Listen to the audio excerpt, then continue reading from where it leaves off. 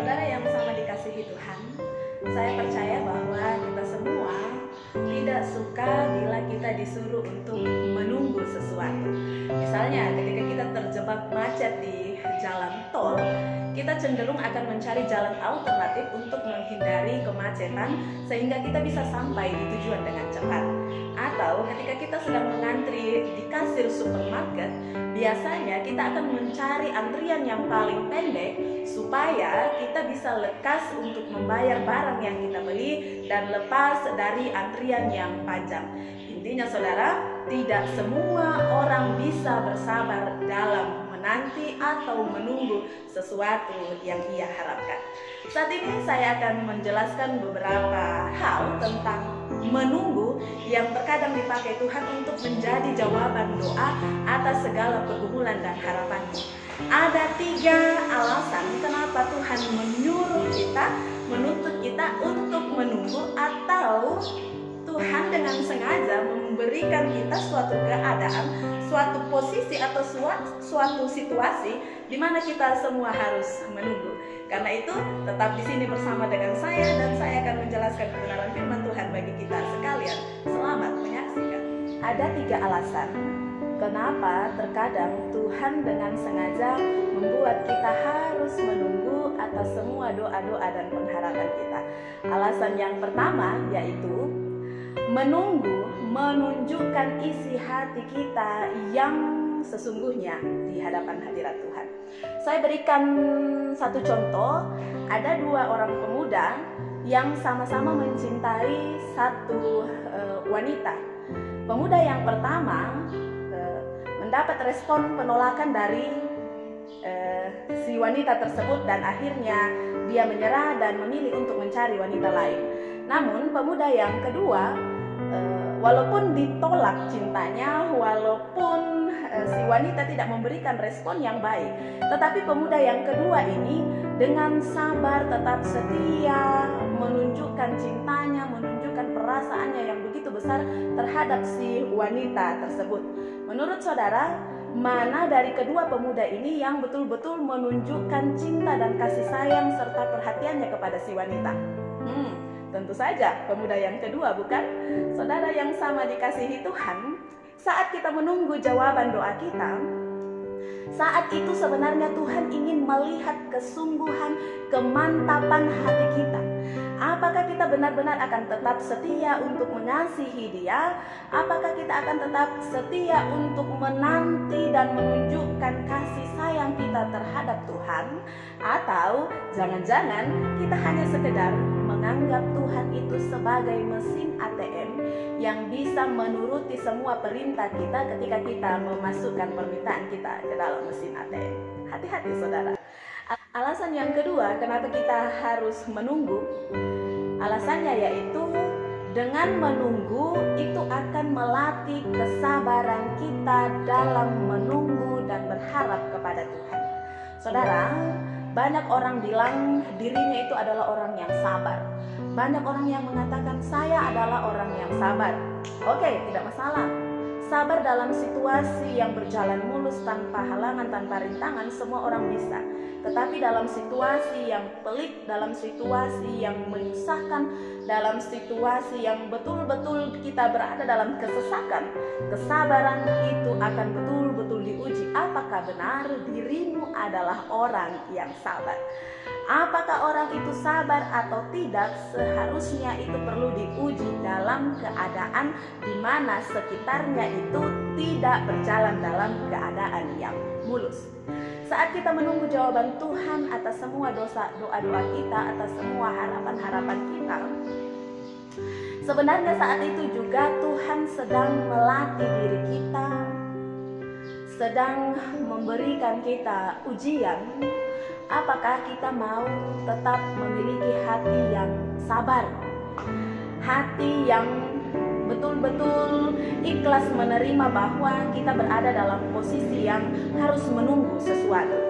Saudara yang sama dikasihi Tuhan, saat kita menunggu jawaban Tuhan atas doa-doa kita, memang bukanlah hal yang mudah dan tidak semudah membalikkan telapak tangan. Karena kesabaran itu membutuhkan kekuatan hati yang luar biasa. Tidak semua orang atau bahkan tidak banyak orang yang bisa sabar menanti apa yang ia harapkan.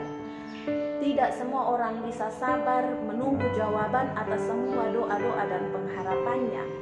Karena itulah, saudara, menurut saya, ketika kita dalam keadaan yang memang kita harus menunggu apapun jawaban Tuhan atas doa-doa kita perlu untuk selalu dibimbing oleh kekuatan Roh Kudus.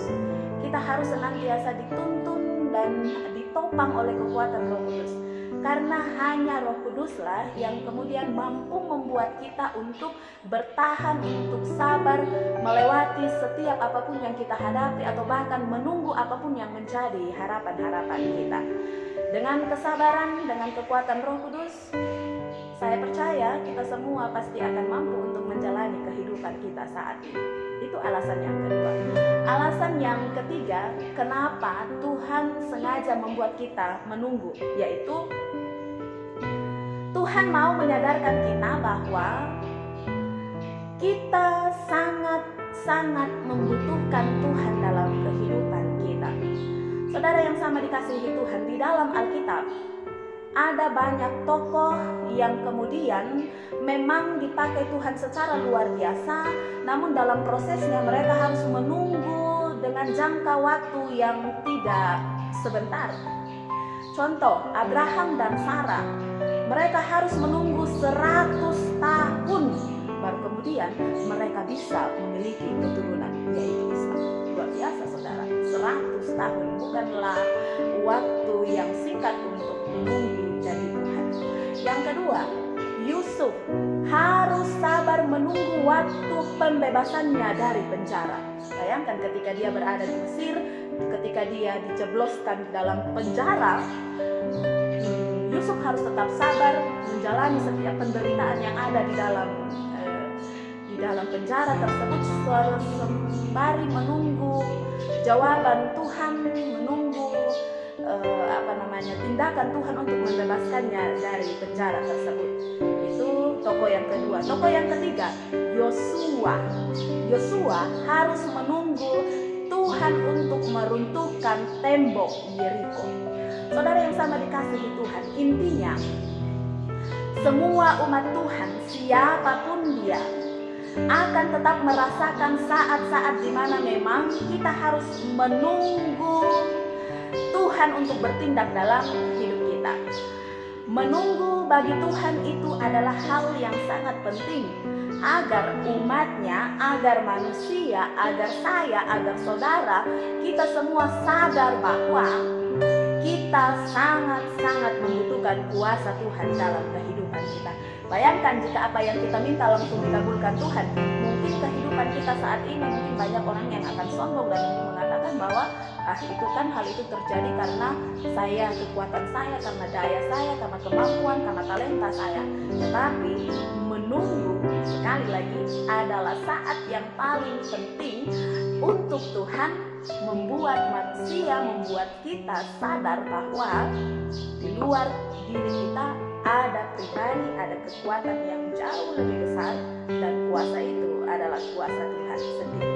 Saudara yang sama dikasihi Tuhan, bagi kalian yang juga sedang menanti jawaban Tuhan atas semua doa-doamu, ada yang menanti jodoh, pasangan hidup ya, ada yang menanti keturunan karena sudah bertahun-tahun berumah tangga, bertahun-tahun menikmati mahligai rumah tangga, dunia pernikahan, tetapi sampai hari ini mungkin Tuhan belum memberikan keturunan bagi saudara-saudara semua yang saat ini menanti panggilan kerja, apalagi di situasi corona saat ini yang memang betul-betul membutuhkan yang menguji kesabaran kita untuk tetap bersabar dalam mencari pekerjaan, karena memang di sana sini ada begitu banyak kesulitan yang kita hadapi. Atau ada juga yang menanti kesembuhan dari semua jenis penyakit yang saat ini diderita Atau ada juga secara umum, secara global kita umat manusia saat ini yang menanti saat-saat di mana virus corona ini berlalu dari dunia kita, berlalu dari bumi kita, berlalu dari kehidupan kita, dan masih banyak hal-hal yang mungkin saat ini sedang Bapak, Ibu, Saudara tunggu dan nantikan dalam kehidupan Saudara. Pesan firman Tuhan saat ini bagi kita sekalian, tetaplah setia, tetaplah percaya, tetaplah berharap pada Tuhan. Saat semua pergumulan kita saat ini belum dijawab oleh Tuhan, it's okay, tidak masalah ya. Karena yang penting untuk kita ketahui bahwa Tuhan tetap bersama-sama dengan kita di masa-masa penantian kita. Roh Kudus ada menguatkan kita di saat dimana kita memang harus betul-betul sabar menunggu dan menanti jawaban Tuhan atas kehidupan kita. Tuhan hanya meminta kita untuk bersabar, untuk melihat diri kita, memperbaiki apa yang harus kita perbaiki dalam kehidupan kita, dalam proses menanti janji, menanti jawaban, menanti apapun yang menjadi harapan kita saat ini. Saudara yang sama dikasihi Tuhan, Abraham, Yusuf, Yosua adalah contoh-contoh tokoh Alkitab, orang-orang yang sabar menunggu janji Tuhan. Tidak mudah memang ketika mereka harus menanti janji Tuhan. Ada begitu banyak persoalan yang mereka hadapi, ada begitu banyak tantangan yang mereka hadapi. Tetapi buah dari kesabaran mereka bertahun-tahun lamanya, bahkan ada yang menunggu sampai 100 tahun, sungguh amat sangat luar biasa. Relasi mereka dengan Allah terjalin dengan baik.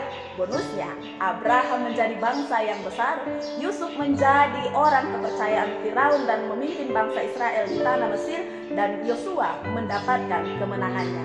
Saudara, berkat yang sama namun dalam wujud yang berbeda juga akan berlaku atas hidup saudara, juga berlaku atas kehidupan kita, asalkan kita mau tetap setia menunggu janji Tuhan dinyatakan dalam kehidupan kita. Karena itu saudara, apapun yang engkau nantikan saat ini, tetaplah semangat, jangan putus asa, jangan pernah kecewa. Percayalah bahwa kehidupan kita senantiasa aman dalam rancangan kasih Tuhan. Tuhan tidak pernah membiarkan kita berakhir dalam penantian yang sia-sia. Tuhan tidak akan memberikan kita pengharapan palsu. Tetapi percayalah bahwa ketika saatnya tiba, apapun yang menjadi harapan kita, doa dan pergumulan kita akan dijawab Tuhan dengan sungguh luar biasa. Roh Kudus menolong kita semua, terpuji firman-Nya. Haleluya. Amin. Demikianlah kebenaran firman Tuhan yang boleh disampaikan saat ini. Kiranya Tuhan tetap memberkati kita dalam menjalani hari-hari kehidupan kita setiap hari. Akhirnya saya, Pendeta Ria Nirmala Tambing dari Gereja Toraja Jemaat Efrata Maholo, Klasis Sigilore, Dataran Tinggi, Napu, Poso, Sulawesi Tengah, menyampaikan terima kasih untuk kita sekalian yang telah menyaksikan kebenaran firman Tuhan sampai